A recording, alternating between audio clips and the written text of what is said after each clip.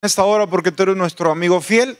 No hay otro como tú, Señor. No hay otro que nos comprenda, no hay otro que nos entienda y sobre todo que nos extienda su mano para ayudarnos en nuestras necesidades, en nuestras situaciones diarias. Gracias porque tú eres el mejor amigo, porque en ti podemos encontrar, Señor, lo que en las demás personas no podemos encontrar. En esta hora rogamos, Señor, que nos hables a través de tu palabra. Queremos aprender de ti. Queremos a través de cada meditación de la palabra nuestras vidas sean edificadas en el poderoso nombre de Jesús. Amén y amén. Gloria a Dios. Saluda a su hermano antes de tomar su lugar. Saluda a su hermano, dele un saludo en esta hora. Y pues le saludamos a cada uno de ustedes y a aquellos también que en esta hora nos están viendo a través del internet de la misma manera. Les saludamos y les bendecimos en esta hora. Muy bien, una vez más, después de haber saludado, puede tomar su lugar y vamos a estar entrando al consejo de la palabra del Señor. En esta hora, hermanos, vamos a estar hablando de un tema interesante. Vamos a estar hablando acerca de la novia de Cristo Jesús. Amén. ¿De qué vamos a hablar en esta hora? La novia de Cristo. Amén. Vamos a estar viendo que el Señor tiene su prometida. Como veíamos en esta mañana a través del tema que expresábamos, hablábamos acerca de cómo a José se le da una novia, una prometida gentil. De la misma manera al Señor Jesucristo se le da una novia gentil, ¿verdad? Una iglesia que no era del pueblo judío, del pueblo hebreo. Éramos gente que estaba alejada de la ciudadanía, mas sin embargo fuimos adoptados en la familia del Señor y vinimos a ser ahora la prometida del Señor. Vaya conmigo a Efesios capítulo 5, versículos del 25 al 27. Efesios 5, del versículo 25 al 27. Mire lo que dice la palabra. Dice: maridos, amad a vuestras mujeres. Y luego aquí entra el detalle de la prometida del Señor.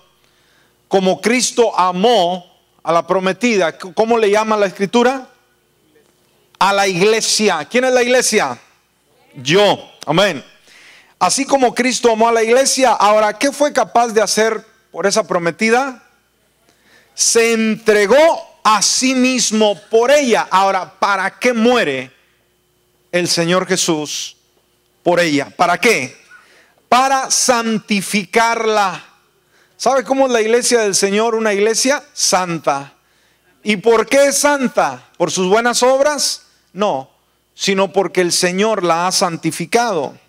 Dice: habiéndola purificado en el lavamiento del agua por la palabra. ¿De qué manera venimos a ser santificados? Por medio de la palabra. Y luego dice: a fin de presentársela a sí mismo. ¿Para quién es la prometida? Para Cristo Jesús. Entonces la prometida se espera que sea una novia única. Amén. Entonces él mismo prepara su novia para él mismo, a fin de presentársela a sí mismo. Y luego ahí describe qué tipo de iglesia. Una iglesia gloriosa, que no tuviese mancha ni arruga ni cosa semejante, sino que fuese santa y ¿cómo? Y sin mancha. ¿Cómo espera el Señor que sea su prometida? Santa y sin mancha. Así que, mis hermanos y amigos, podemos ver a través de la escritura, a través de la Biblia, que la iglesia se ha estado describiendo de diferentes maneras. Dijimos en diferentes pasajes, en diferentes cuadros escénicos de la palabra. Se nos ha presentado a la iglesia, dijimos, de diferentes maneras. Y la iglesia es presentada, por ejemplo, en el ejemplo de la familia. ahí se presenta la iglesia. Se nos da el ejemplo de una ciudad, se nos da en el ejemplo de un jardín, inclusive en el ejemplo de un templo, de una habitación, y en un cuerpo, en un rebaño, etcétera. Pero no hay nada comparado ni tan íntimo para el corazón del Señor como la imagen de la iglesia como una novia. Amén. Aunque la iglesia, dijimos, se puede describir como una ciudad, como un rebaño, se puede describir como una familia, como un cuerpo, como un templo, no hay cosa más sublime, no hay cosa más profunda, más cerca al corazón de Dios que representar a su iglesia como una novia, como una prometida para el Cordero. Ahora, el apóstol San Pablo, inspirado por el Espíritu Santo, él habla de que el matrimonio es una sombra del gran misterio. Amén. ¿Qué es el matrimonio? Una sombra del gran misterio. ¿Cuál es el gran misterio? De la relación que existe entre Cristo y su prometida, que es la iglesia. Amén. Por ejemplo, Efesios capítulo 5, versículos 31 y 32 nos dice: por esto dejará el hombre a su padre y a su madre, y se unirá a su mujer, y los dos serán una sola carne. Aquí pone el ejemplo del matrimonio. Aquí pone el ejemplo del matrimonio. Dice: el hombre dejará a su padre, a su madre, se va a unir a su mujer, y los dos serán una sola carne. Ya no dos, sino uno. Ahora, ahí es cuando dice el apóstol, inspirado por el Espíritu Santo: grande es este misterio, pero yo digo esto respecto de Cristo y de la iglesia. La relación que existe entre Cristo y la iglesia. Así que en esta ocasión, mis hermanos, vamos a estar viendo cómo a ver la iglesia como novia de Cristo descrita en la Biblia, y como esta simplemente revela la naturaleza y el corazón que Dios está buscando. Vamos a estarlo viendo como la iglesia, y vamos a verla como novia de Cristo. ¿Cómo vamos a ver la iglesia en esta hora? ¿Cómo qué? La novia de Cristo, descrita, dijimos, en la palabra, en la Biblia, y cómo esta revela la naturaleza y el corazón que Dios está buscando. Dios busca una naturaleza en su novia. Dios busca de la misma manera un corazón único en su iglesia. Y vamos a ver cuál es ese ejemplo. Y vamos a estar usando el ejemplo de una mujer en el Antiguo Testamento. Una mujer obviamente que jugó un papel muy importante y llegó a ser la esposa de uno de los patriarcas de Israel. Y vamos a estar analizando los rasgos que ella tenía. Así como vimos en la mañana el ejemplo de José. Recuerda que como José, a través de sus experiencias, tipificaba o era sombra de alguna manera con el ejemplo del Señor Jesucristo, ¿verdad? Bueno, vamos a ver ahora a rasgos así ligeros. Vamos a estar viendo el ejemplo de esta mujer y cómo esta mujer representa la novia de Cristo Jesús. ¿Estamos? Y vamos a hablar de este personaje. Esta mujer se llamaba Rebeca. ¿Cómo se llamaba? Rebeca. Ahora nos damos cuenta que Abraham, cuando ya tuvo a Isaac, que ya era un hombre, nos damos cuenta que ahora Isaac necesitaba una esposa. Así que este hombre, su padre, se preocupa porque ella pueda encontrar, porque él, su hijo Isaac, pueda encontrar una buena esposa. Entonces él empieza ahora a planear, y vamos a ver lo que sucede. Y vayan conmigo en Génesis capítulo 24, versículos del 2 al 4. Vamos a ver cómo Abraham busca esposa para su hijo. Y una vez analicemos esto, ¿quién busca novia o esposa para su hijo? Abraham, en este caso, ¿verdad? Abraham nos recuerda esto también, ¿verdad? Lo que decíamos en la mañana, de que Faraón le destina una compañera para José. Y veíamos el ejemplo de que también Dios, de la misma manera, define una esposa, una novia, una prometida para el Señor Jesús. Entonces aquí podemos ver a Abraham, el ejemplo del padre, amén, que busca esposa para su hijo. Lo tenemos, Génesis 24, 2 y 4. Y dijo Abraham a su criado suyo, el más viejo de su casa, que era el que gobernaba en todo lo que tenía: pon ahora tu mano debajo de mi muslo y te juramentaré por Jehová, Dios de los cielos y Dios de la tierra, que no tomarás para mi hijo mujer de las hijas de los cananeos entre los cuales yo habito, sino que irás a mi tierra y a mi parentela y tomarás mujer para mi hijo Isaac. Amén. ¿Cuál es una de las preocupaciones de Abraham con relación a esa prometida que acabamos de leer? ¿Cuál era una de sus preocupaciones? Que no sea una mujer cananea. Los cananeos era una nación pagana, una ciudad, o una nación, mejor dicho, con cosas muy negativas, muy corrompidos. Entonces, ¿qué es lo que hace?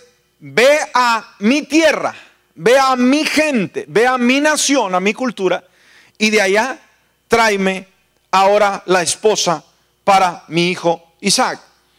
Entonces veamos, aquí hay un interés muy importante por parte del padre, y ahorita vamos a verlo más adelante, que esto representa.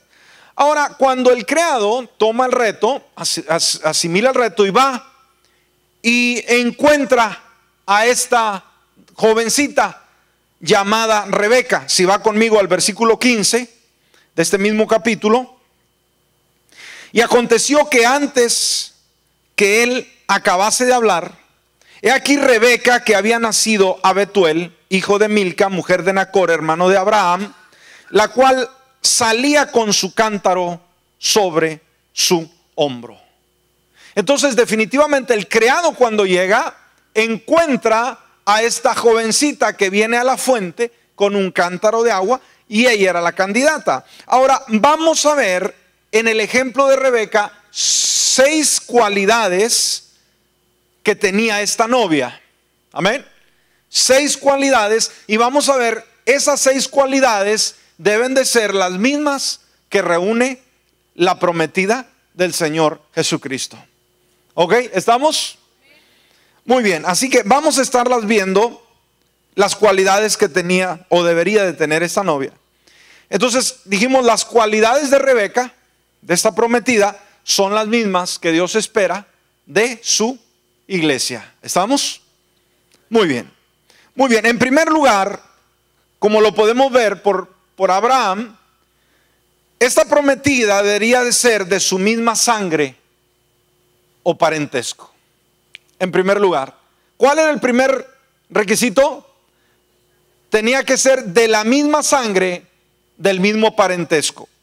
Y ahí lo vimos en el versículo 3 en su segunda parte, y el versículo 4, donde dice: no tomarás para mi hijo mujer de las hijas de los cananeos entre los cuales yo habito, sino que irás a mi tierra y a mi parentela y tomarás mujer para mi hijo Isaac.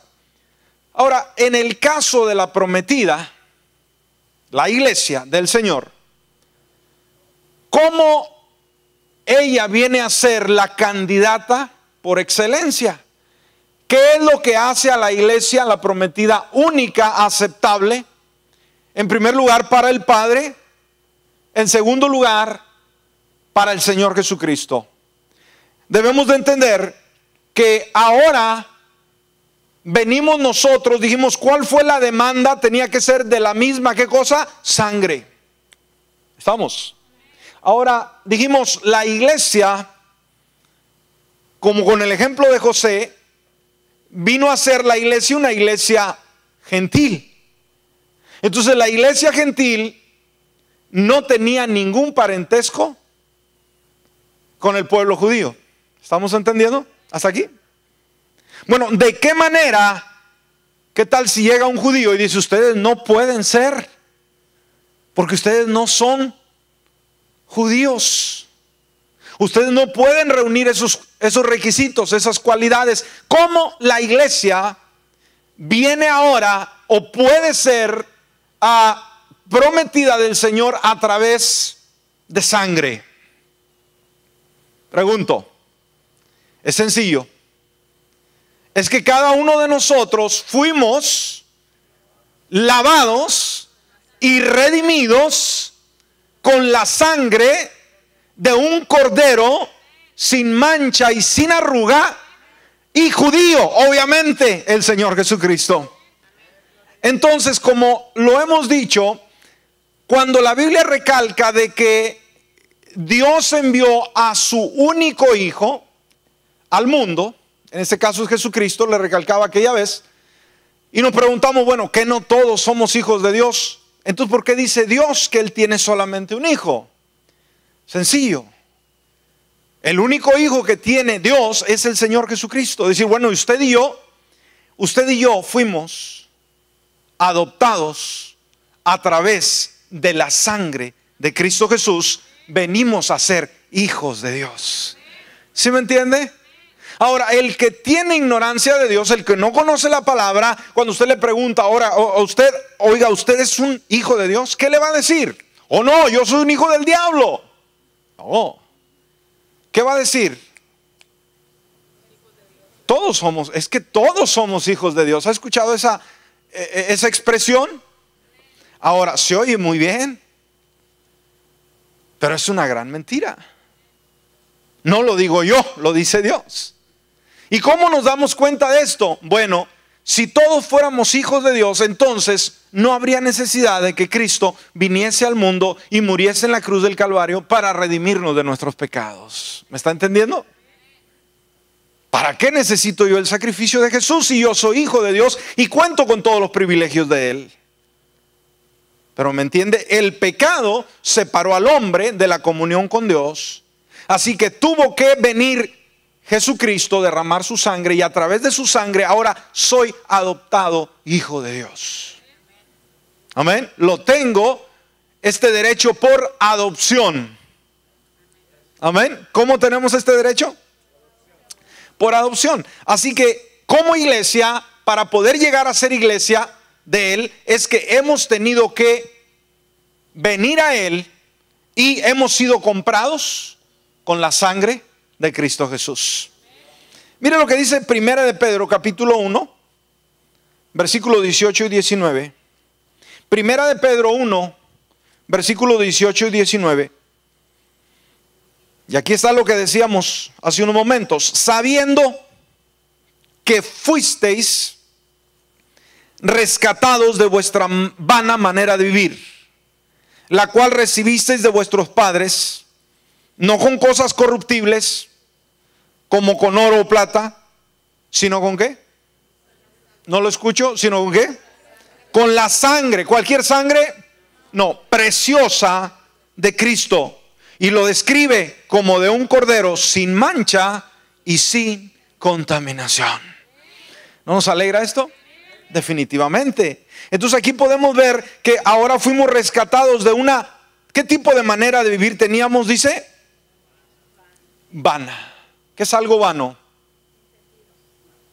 Sin sentido, sin propósito, sin valor. No tiene nada. Ahorita yo creo que podemos darnos cuenta de las nueces en su tiempo de nueces. ¿A cuánto les gusta la nuez? A la nuez se le llama también a veces que la nuez sale vana, hueca. Y cuando usted quiebra una nuez, ¿qué es lo que quiere usted encontrar?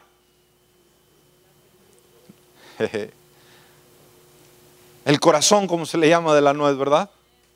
Pero ¿qué pasa cuando la quiebra y no hay nada? Está vana, está hueca, está vacía. ¿Sí? Está vana. ¿Sirve para algo? ¿La puede poner para decorar su casa? Ahí en la mesa, en la cocina.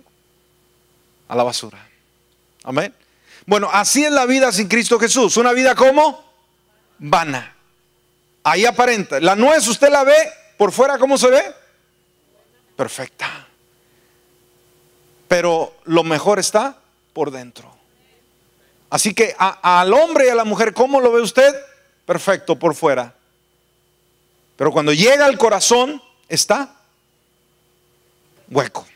Una vida vana. Entonces, sabiendo que fuiste rescatado de vuestra vana manera de vivir, la cual recibimos de nuestros padres, hemos ido heredando esto de nuestros padres, y fuimos rescatados, dijimos, a un precio al precio ¿de qué? La sangre preciosa de Cristo Jesús.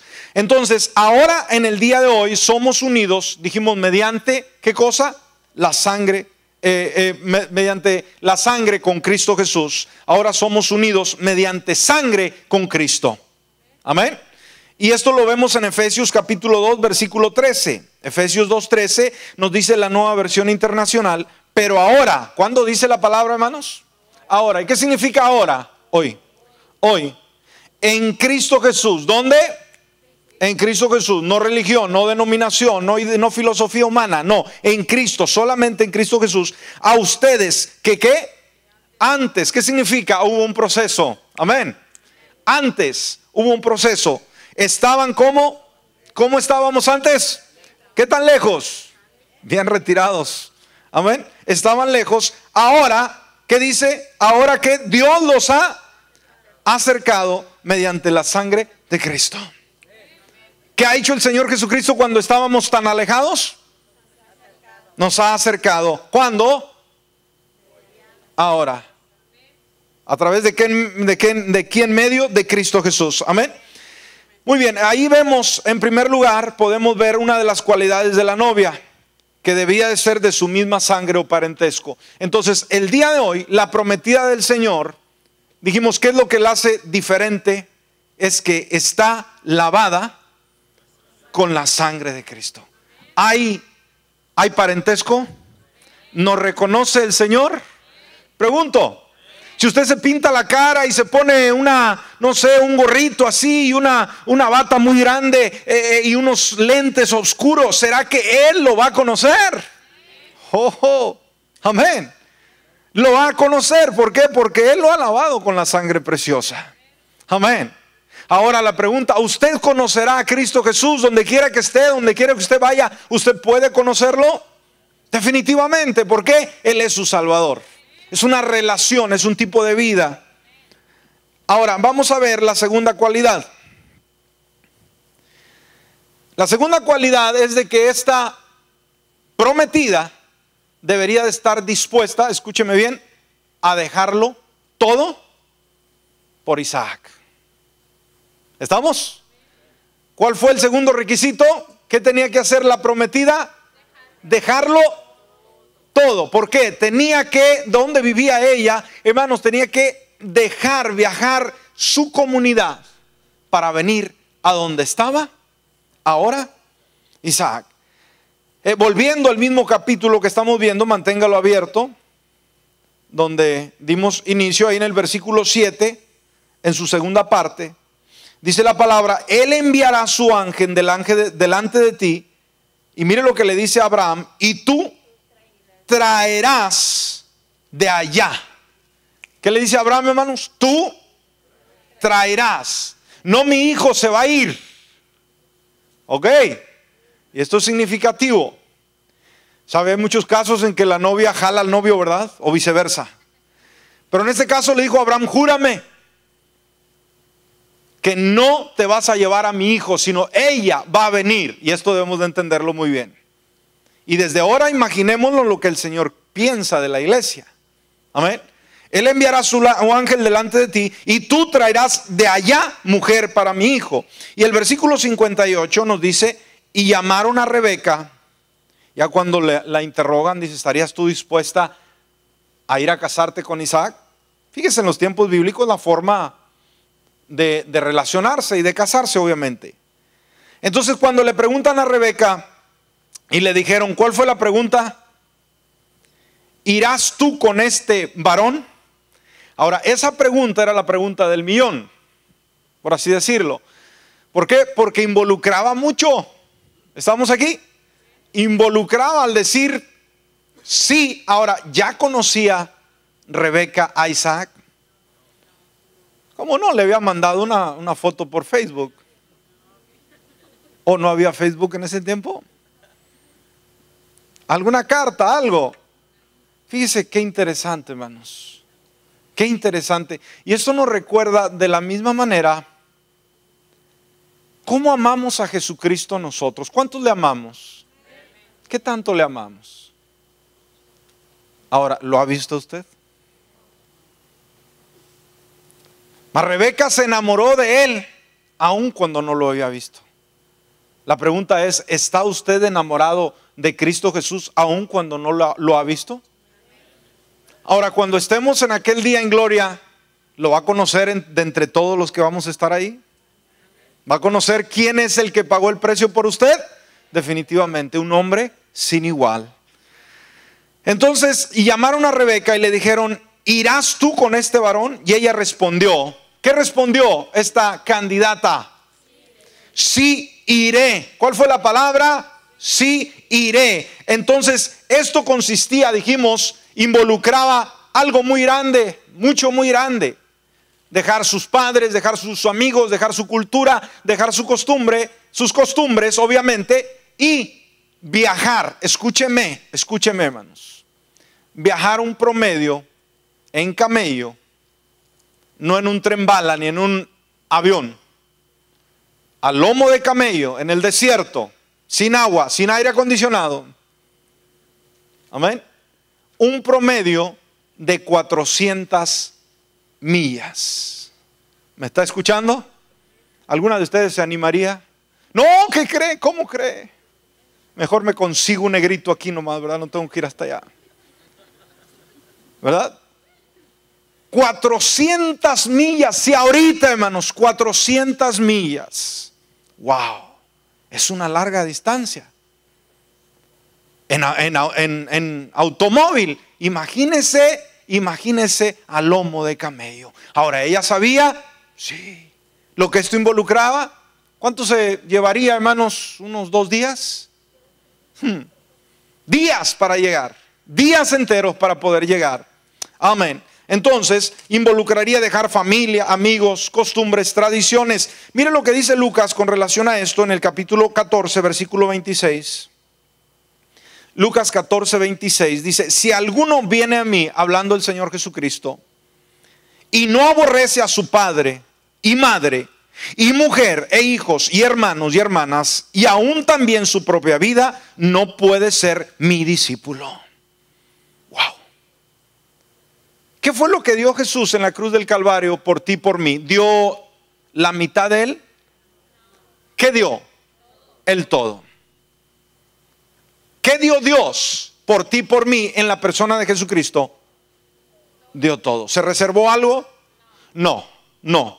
Entonces, ¿qué proveyó a través de ello? Salvación para el género humano. Ahora, ¿qué demanda el Señor de todo aquel que alcanza salvación? ¿Quiero escuchar una vez más? Todo. ¿Y qué significa todo, hermanos? Ustedes lístele. Todo, absolutamente todo. Wow. Amén. Entonces, cuando aquí nos dice el Señor, no malinterpretemos, aborrecer a nuestro padre, a nuestra madre. ¿Cómo vamos nosotros a aborrecer a nuestros padres? Si Él mismo nos insta que debemos de amar a nuestros padres. Cuando aquí está hablando, nos está diciendo que si tú pones a papá, a mamá, al esposo, a la esposa, a los hijos, a la familia, primero que Dios, tú no eres digno de Él. No eres digno de Él. No debe de haber nada que se oponga entre tú y Dios. Nada, absolutamente nada. Dijimos, Él dio todo, el Señor, Dios Todopoderoso, dio todo en Jesucristo. Yo tengo que dar todo a Él. No reservarme nada. Así que la iglesia, ¿cuál es la obligación de la iglesia en este caso? La iglesia debe apartarse del mundo o la iglesia debe llevar el mundo a la iglesia. A ver, pastor, parajémela un poco más despacio. ¿Cuál es nuestra labor, hermanos? ¿La iglesia debe apartarse del mundo o la iglesia debe llevar el mundo a la iglesia? La iglesia en sí debe apartarse del mundo. O sea, cuando hablamos del mundo, estamos hablando de ese sistema gobernado por Satanás. Ahora, cuando yo digo traer al mundo a la iglesia, no, yo sé que ustedes no agarran, ¿verdad? Porque hay dos conclusiones. Y la que yo le estoy diciendo, ¿vamos a traer el sistema del mundo para que rija dentro de la iglesia? No, para nada. Entonces la iglesia debe apartarse del mundo. Amén. No llevar el mundo a la iglesia. Debemos llevar el mundo que venga a la iglesia a conocer a Jesucristo y que cambie. Pero no la iglesia adoptar las mismas costumbres o cultura de afuera. Por eso el creyente no miente, por eso el creyente, hermanos, es honesto, por eso el creyente es transparente, porque no es como el mundo. ¿Ok? Muy bien. Entonces, ¿qué es lo que espera el Señor de su iglesia?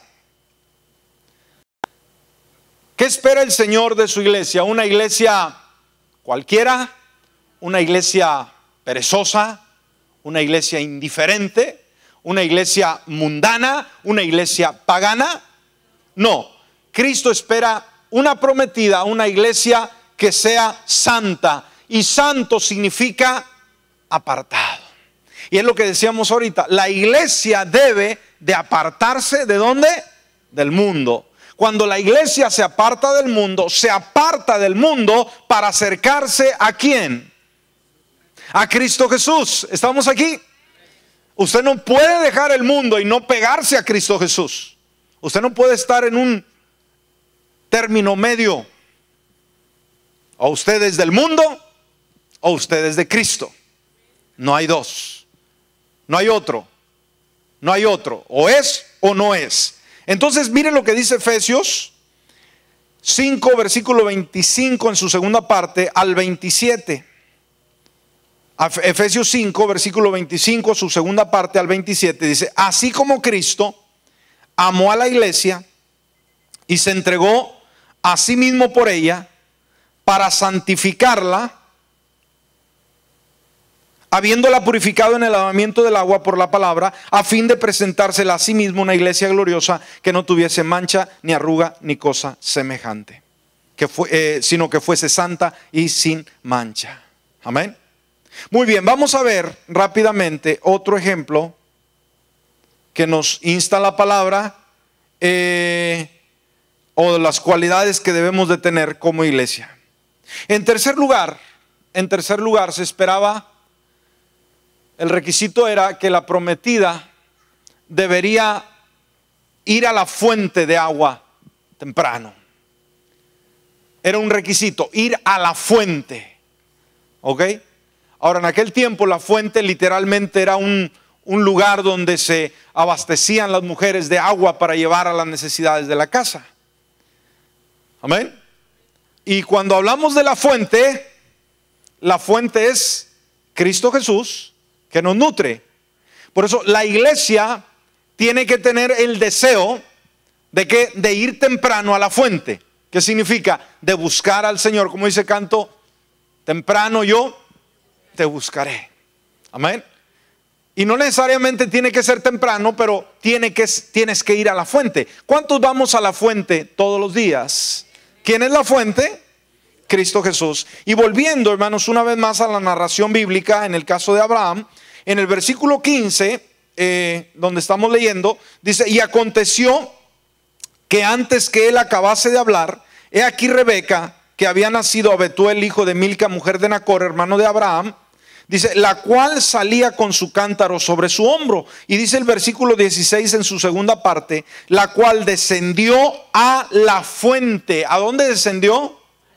A la fuente. ¿Y qué hizo? Llenó su cántaro. Amén. Y se volvió. Entonces, ¿qué espera el Señor que tenga su prometida? Deseos de ir ¿a dónde? A la fuente. ¿Para qué? Para que llene su cántaro. Nosotros somos la habitación de Dios. Nosotros retenemos la unción de Dios. Y Él quiere que seamos vasijas que realmente podamos sostener la unción de Dios.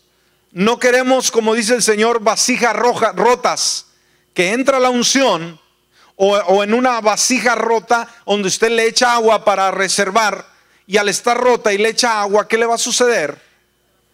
Se va a tirar. y no va a haber beneficio.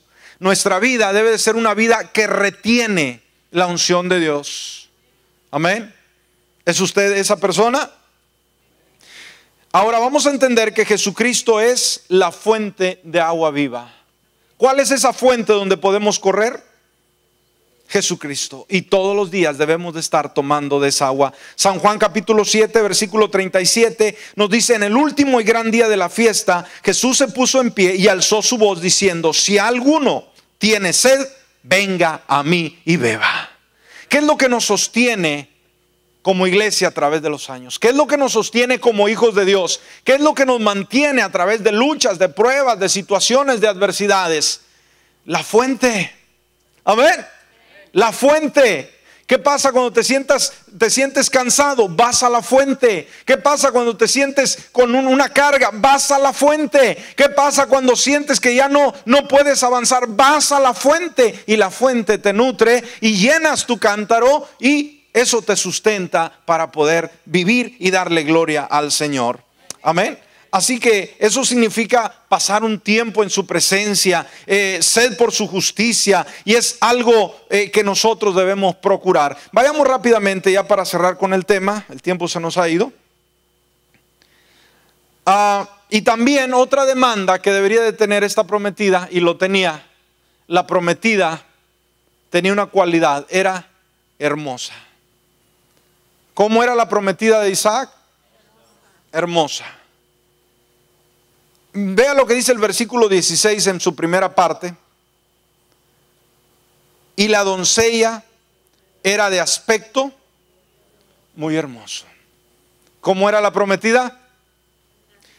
Era hermosa. Ahora, ¿cómo espera el Señor que sea su prometida? Hermosa. Ahora, cuando el Señor busca la hermosura, ¿será que Él busca la hermosura física? ¿A Él le preocupa tanto el cómo eres físicamente? ¿Pregunto? No. Pero a Él sí le interesa una hermosura única. ¿Qué tipo de hermosura le interesa al Señor? Interior. Ahí es la que vale, ahí es la que cuenta, y Él anda buscando esa belleza. A Él no lo apantalles, ¿verdad? Con una ropa, con un maquillaje, con un corte de cabello, con un pantalón aquí, pantalón acá. No, a Dios no lo vas a convencer con ello. Amén. Pero a Dios lo vas a convencer con tu belleza interna. Mira lo que dice Primera de Pedro capítulo 3 versículos 3 y 4. Nos habla acerca de una condición que es interna. Dice la Nueva Versión Internacional que la belleza de ustedes, escúcheme bien, hombre y mujer, no sea la externa. Amén.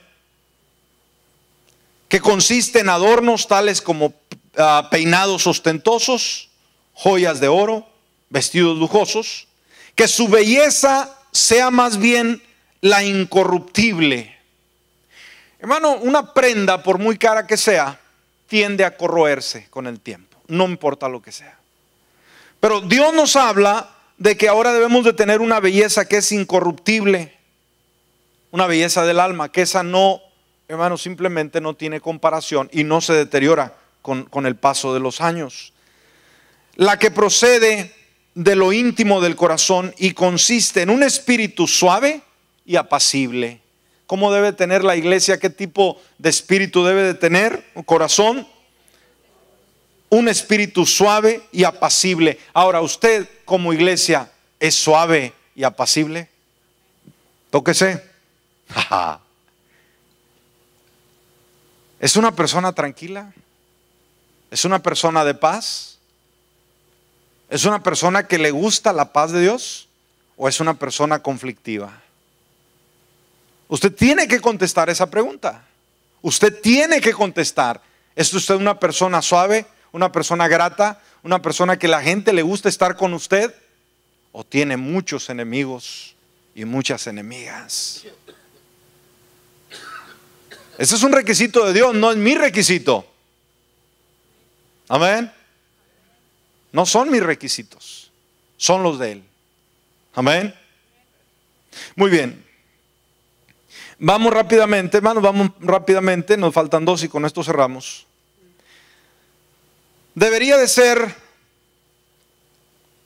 una virgen la prometida para Isaac. Ahí en el versículo 16, segunda parte.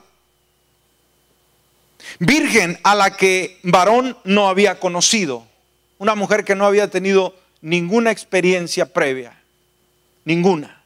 Una mujer reservada para su novio. Entonces el Señor busca pureza espiritual en su iglesia. ¿Qué es lo que busca el Señor? Pureza espiritual en su iglesia. Mire lo que dice 2 de Corintios capítulo 11 versículos 2 y 3. La Nueva Versión Internacional dice: el celo que siento por ustedes proviene de Dios, pues los tengo prometidos a un solo esposo, que es Cristo, para presentárselos como una virgen pura. Pero me temo que así como la serpiente con su astucia engañó a Eva, los pensamientos de ustedes sean desviados de un compromiso puro y sincero con Cristo. Aquí podemos ver al apóstol San Pablo de la misma manera, apelando a la iglesia y diciéndole: yo tengo que presentarles a ustedes como iglesia, tengo que presentárselas a Cristo como una iglesia pura en espíritu. Amén. Dice: yo por así decirlo, soy un labrador. Él establecía iglesias. Él era un hombre, un misionero, y levantaba mucha gente, pero esa gente, hermanos, la preparaba para una finalidad. ¿Cuál era la finalidad? Presentársela al Señor Jesucristo. O sea, yo tengo una responsabilidad, dice. El celo que siento por ustedes proviene de Dios. O sea, tengo un celo tremendo, decía, por ustedes. No quiero que el diablo haga estrago con ustedes. Pues los tengo, fíjese lo que dijo el apóstol, los tengo prometidos a un solo esposo. Es decir, ya están apartados. ¿Estamos? Ustedes no le busquen por otro lado, ya tienen un candidato. ¿Quién es? Cristo Jesús. Y en base a ello, porque están comprometidos con Cristo Jesús, ahora tengo un celo por ustedes. Amén. Pues los tengo prometidos a un solo esposo. Y ahí lo dice quién es Cristo, para presentárselos como una virgen pura. O sea, a la iglesia la va a presentar de esa manera. Pero me temo que así como la serpiente con su astucia engañó a Eva, los pensamientos de ustedes sean desviados de un compromiso puro y sincero con Cristo. Dice: tengo temor que el diablo les lave el cerebro, les lave la cabeza y los aparte del amor del Señor. Así que Dios nos llama a apartarnos por fidelidad a Él. Tenemos que apartarnos del mundo, tenemos que apartarnos del pecado. ¿Por amor a quién, hermanos? Al Señor, a nadie más, por amor a Él. 2 Corintios 6, 14 al 17 nos dice: no os unáis con yugo desigual con los incrédulos, porque qué compañerismo tiene la justicia con la injusticia, y qué comunión la luz con las tinieblas, y qué concordia Cristo con Belial, o qué parte el creyente con el incrédulo, y qué acuerdo hay entre el templo de Dios y los ídolos, porque vosotros sois, ¿qué dice la palabra? El templo del Dios viviente, como Dios dijo: habitaré y andaré entre ellos. Y dice: seré su Dios y ellos serán mi pueblo. Por lo cual, salid en medio de ellos y apartaos, dice el Señor, y no toquéis lo inmundo, y yo os recibiré. ¿Por qué nos apartamos del mundo? ¿Por qué no vivimos en el mundo? ¿Por qué no vivimos para el mundo? Porque hemos sido apartados, amén, para el Señor. Y por último, y con esto cerramos, hermanos, esta novia debería estar lista para servir. Amén. Desde que se le dijo: irás, sí voy, y voy a ser la esposa de Isaac, y voy a ayudarlo, y voy a apoyarlo en todo esto. Ahí en el versículo 19 y 20 de Génesis, donde estamos leyendo, dice: y cuando acabó de darle de beber, dijo: también para tus camellos sacaré agua hasta que acabe de beber. Y se dio prisa y vació su cántaro en la pila, y corrió otra vez al pozo para sacar agua, y sacó para todos sus camellos. Cuando llegaron los camellos del criado de Abraham, esta mujer, hermano, sacó para darle de comer a todos. ¿Sabe usted cuánta agua toma un camello? Terrible. Esta jovencita le dio de beber a todos. ¿Qué espíritu tenía esta mujer? De servicio. Que dijo: si le doy de tomar a todos estos camellos, le voy a dar de comer y de tomar a Isaac todos los días de su vida. Amén. Tenía una disposición a servir. Así que el Señor espera de cada uno de nosotros una voluntad de servicio. ¿Qué es lo que tiene el Señor esperando para nosotros? Una voluntad, que tengamos nosotros una voluntad de ¿qué? De servicio, de servir, una voluntad. No una exigencia, sino una voluntad. Yo quiero servir. Amén. Es mi deseo servir. Mire lo que dice Colosenses capítulo 3, versículo 23 al 24. La Nueva Versión Internacional dice: hagan lo que hagan. O sea, hagan lo que hagan. ¿Qué hace usted? Lo que usted haga en el Señor, hermano. Pero usted debe hacer algo. Hagan lo que hagan. Hablábamos ayer con unas personas, unas familias de la iglesia, y hablábamos de que servir al Señor no es solamente estar detrás de este púlpito. Amén. No necesariamente servir es estar detrás de este púlpito. Hay personas que Dios encomienda para esa labor, pero no es para todos. ¿Ok? ¿Ok? Ahora, gracias a Dios, este púlpito está ocupado siempre. Amén. Nunca está vacío. Gracias a Dios por ello. Si hubiese estado vacío, ahí está usted, cualquiera de ustedes que puede tomarlo. Amén. Ahora, hay otros lugares donde usted puede servir. Entonces, ¿qué dice el apóstol? Hagan lo que hagan. ¿Qué hace usted? Lo que usted está haciendo o lo que quiere hacer. ¿Qué nos dice? Trabajen de buena gana. ¿Cómo lo va a hacer? Tratando de agradar ¿a quién? A Dios. Ahí dice, como para el Señor y no como para nadie en este mundo, conscientes de que el Señor lo recompensará con la herencia. Ustedes sirven a Cristo el Señor. Entonces, ¿de quién esperamos recompensa? Dios. ¿Para quién lo hacemos? Para Él. No espere recompensa de los demás. Amén. ¿Estamos? Ok, muy bien, aquí vamos a detenernos. El sermón no termina, pero nosotros ya terminamos. Se nos fue el tiempo. Así que vamos a ver, estuvimos viendo 6 cualidades de la novia de Cristo Jesús, su prometida, su iglesia. Y dijimos, en primer lugar, debe de ser de su misma sangre o parentesco. Amén. Segundo, debe estar dispuesta a dejarlo todo. Tercero, que vaya temprano a la fuente. ¿Acude usted a la fuente? 4, era hermosa.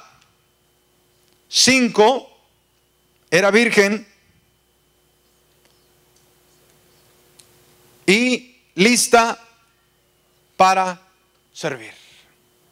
Lista para servir. ¿Está usted listo para servir? Póngase de pie en esta hora y vamos a orar. Te adoramos, Dios.